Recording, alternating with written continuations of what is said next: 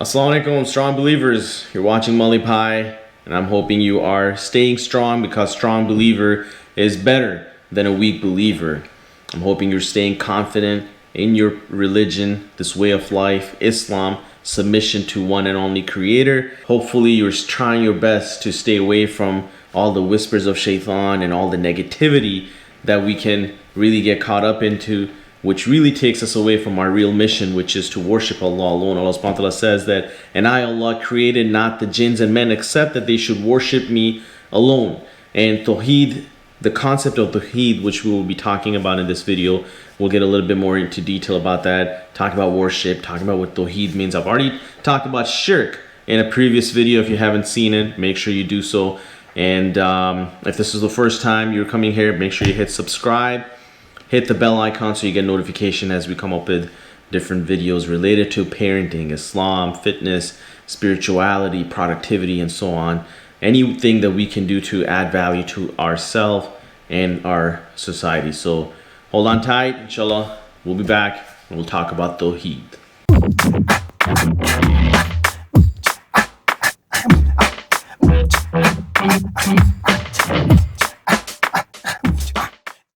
All right, welcome back.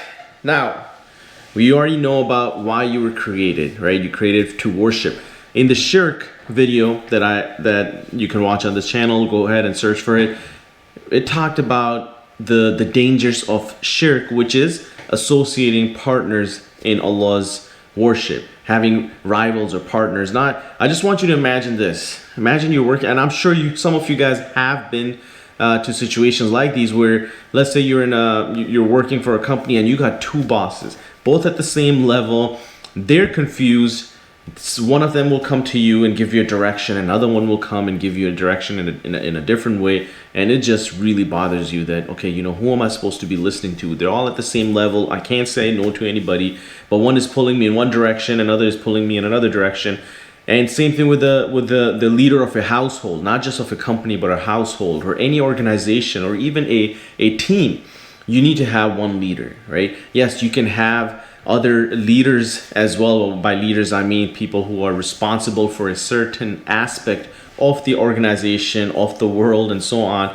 But at the end of the day, you can only have one top leadership, right? And if you have multiple of those, then you have a problem. You just don't know which direction to take. And that is the confusion that a lot of other religions would have, but not Islam, because Islam is the only true monotheistic, mono meaning one, right? Monotheistic religion that's out there. Even though other religions might claim that they are following Tawheed or oneness of God, they only worship one God, but there are so many other aspects of their way of life that is, giving some of that special power of Allah to some other beings, whether it be human beings or objects and so on. So Allah subhanahu wa ta'ala is saying, worship Allah and join none with Him in His worship. So Tawheed, the concept of Tawheed is literally worshiping Allah subhanahu wa ta'ala. So when Allah subhanahu wa ta'ala is saying that make sure that you are worshiping Him, that's the only reason why you were created, you have to apply Tawheed in your life. Tawheed, you can kind of see it comes from, like Ahad, right? Which means one. Tawheed is the concept of oneness of God, meaning there's only one God. Let's take a look at a hadith of Prophet Muhammad, which talks about some of the benefits that you can have for Tawheed. We talked about the dangers of shirk and how Allah subhanahu wa ta'ala hates it. It's the sin that will never be forgiven. If you die in the state of committing a shirk or having partners in the worship of Allah, what's going to be your end? Today we're going to be focusing more on the positive side. What are some of the benefits? So there's a Sahaba, he's saying, I was riding behind the Prophet Muhammad on a donkey, and he said to me, O Mu'ad, okay, do you know what is the right of Allah on His slaves? And what is the right of the slaves upon Allah? Did you know that Allah subhanahu wa ta'ala had rights as well? And we have rights that Allah subhanahu wa ta'ala is basically giving us, right? So let's look at what Allah's rights are and what are our rights in this relationship of, creator and the slave. So And Mu'adh responded, Allah and His Messenger knows best. Anytime you hear a hadith where it says Allah and His Messenger knows best, this is a very respectable way of Sahabas speaking instead of saying, I don't know, right? It's mannerism. So they're like, Allah and His Messenger knows best. AKA, I don't know, can you explain me, O Prophet? So Prophet continued and he says, the right of Allah upon His slaves is to worship Him alone and never to associate anything with Him. Now, I don't want you to just think that if you just say, yep, there's one God and you're done. No, you have to do more than that. It's not just the fact. If you say, okay, there's one God, that's Tawheed, which is worshiping Allah. And the concept of worship means you follow what Allah's commands are. That's when you're truly following, Tawheed. Otherwise, you could be falling into, I would say, somewhat of associating partners in His worship, or minor shirk in a way, because your desires are taking over. If Allah subhanahu wa ta'ala commands you to pray and you're not praying, even though you say, yep, I agree that you have to pray, but you know what, I don't feel like it. Your heart, your loyalty is somewhere else, either to your desires, to your laziness. Maybe you feel like if you're gonna pray, you might end up missing a meeting and you might lose a job. So if you truly want to follow the concept of Tawheed, it's not just saying words that, yep, I believe in Allah and that's it. No, there's actions involved as well, because if you're saying there's only one God and you're saying that is the purpose of your life, is to worship one God alone, then you say, what does worship mean? It means to apply all the do's and don'ts that Allah subhanahu wa ta'ala tells us in His book through the prophets and through the messengers. So don't think it's super easy. Yes, there is leniency, but there's still work to be done. It's just not just words. It has to be with action.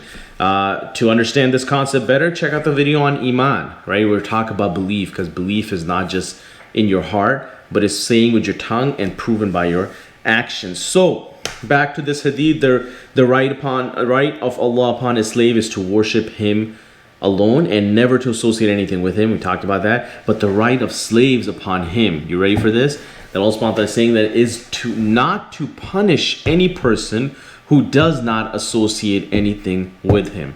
How amazing is that? You follow Tawheed in your life. It is your right upon Allah that He will not punish you because you did not associate any idols or any partners in His worship, and you worshipped Him alone. So Mu'adh then said, radiyallahu anh, Allah's Messenger, may I not give the glad tidings to the people? And basically, man, that's a good news. Easy way out, right? Let me go tell the people. And Prophet ﷺ said that, no, do not inform them lest they rely on this promise and lapse, to their service to Him. So basically, it's like, no, if you're going to tell people are going to become lazy and they say, yup, you know what, we only believe in Allah, and they're going to stop doing above and beyond what they're supposed to be doing, in order to gain other good points and so on, try to get a reward from Allah. They might get lazy and say, you know what, we believe in oneness of Allah. So Prophet ﷺ did not encourage Mu'adh to talk about this hadith because this could make other people lazy. Now, those who have not fulfilled the requirements of Tawheed are such as they have not worshipped Allah. So in one of the hadith, another hadith is that whoever testifies that there is nothing worthy of worship in truth, meaning no God, except Allah alone, who is without any partner, and that Muhammad is His slave and His messenger, and Isa, meaning Jesus, right? If I have any of our Christian friends who are watching this, then this is one of the traditions, this is one of the sayings of the Prophet Muhammad ﷺ, where he's telling us that whoever testified that there's no God, and that no God besides Allah, and Prophet Muhammad, peace and blessings be upon him, is His slave and His messenger, and Jesus is the slave of Allah, His messenger, and His word, which He bestowed in Mary, or Maryam, and a spirit created from Him, and that so this is actually acknowledging that Jesus is the prophet, not Son of God, not somebody divine, but saying that no, He was a slave of Allah, which is a good thing. He was a messenger, and He was a word of Allah that was given to Mary, and is a spirit created from Him. And then the hadith continues, and that the paradise and hellfire are realities. Allah will admit him into paradise, whatever his deeds might be. right? How beautiful is that? This is the reward. In the previous hadith, we talked about how Allah will never punish us, and in this one, paradise is given to you if you follow Tawheed. And Tawheed, concept of Tawheed is also saying that, you know, Prophet Jesus, he's not the son of God, but he is the messenger of God. Another verse, another hadith. Certainly Allah has forbidden for hell. All right, how beautiful is that? He's telling the hell that it is forbidden for any person who testifies that there's nothing worthy of worship in truth but Allah, and seeking thereby nothing but Allah's face, meaning Allah's pleasure. So anytime you hear in hadith where it says seeking Allah's face, it's talking about seeking Allah's pleasure. You wanna gain His reward.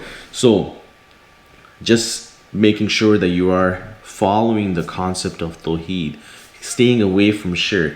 One, it actually guarantees you paradise. Second, it actually keeps you away from the punishment of Allah. Third, the hellfire is forbidden to punish you if you said that, yep, there is no God but Allah, and you worship Allah without associating any partners, and you're doing everything that you do to gain Allah's pleasure alone, not to gain pleasure of people or your mom or your dad or anybody else or your spouse, but it's only Allah's pleasure. I want to end this talk by giving you a little story about Musa alayhi salam, or Moses. Now he asked Allah subhanahu wa ta'ala, he said, "Oh my Lord, oh my master, my Rabb, teach me something through which I can remember you and supplicate to you."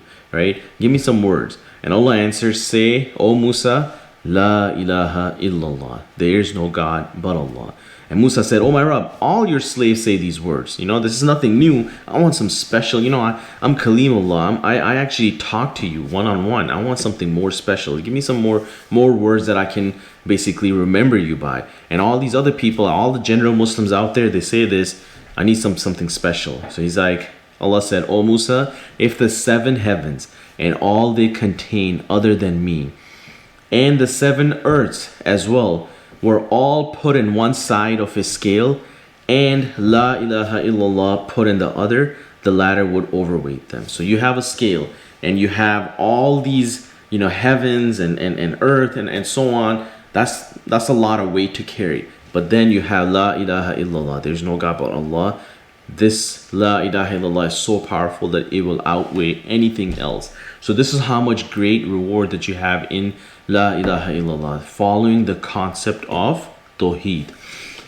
If I want to hear from you guys, you know, most of the time I'm talking, but trust me, I'm always looking forward to learning from you, making sure that there are any comments that you would have related to this video. So in this case, concept of Tawheed, where, you know, I want to hear from you. How do you apply Tawheed in your life? How do you what's one of the ways that has really helped you to you know, internalize the concept of that there's only one God, and you're trying to stay away from all the shirk that's out there.